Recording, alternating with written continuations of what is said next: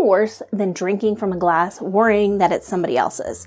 So today we're going to play fairy godmother and create some wine glass slippers for our guests.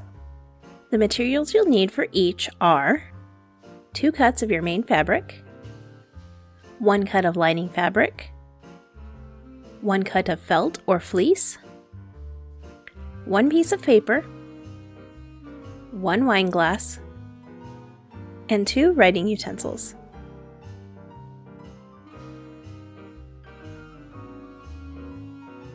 Set your wine glass on the paper and trace the bottom.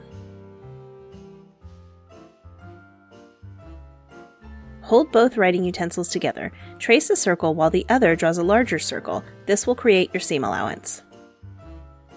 Cut out your template on the outer circle. Stack your fabric together and trace the template on the top piece. Pin through all 4 layers and cut out the circle.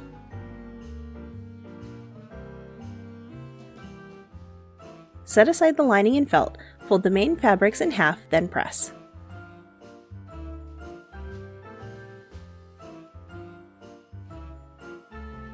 Stack together in order, the main fabrics center together, folded edges touching, felt fabric, lining fabric right side up.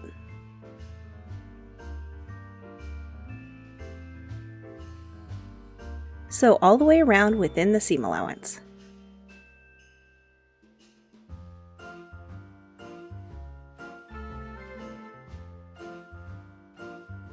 Trim the seam allowance as close to the stitches as possible.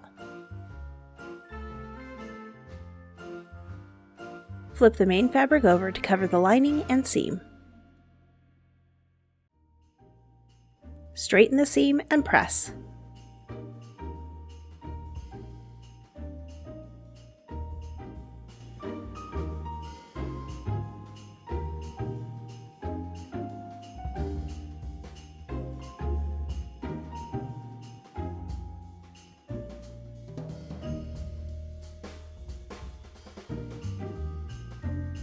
Best part is they're cute and fun, and your guests can take them home with them. Making them from different fabrics will let you and your guests know who had which glass.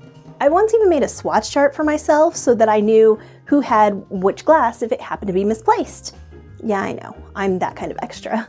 Speaking of extra, day 5 of the 12 days of holiday sewing will be the perfect gift for somebody who has a new family and is just starting their own holiday traditions. I look forward to showing you how special this one is, so I'll see you in the next one.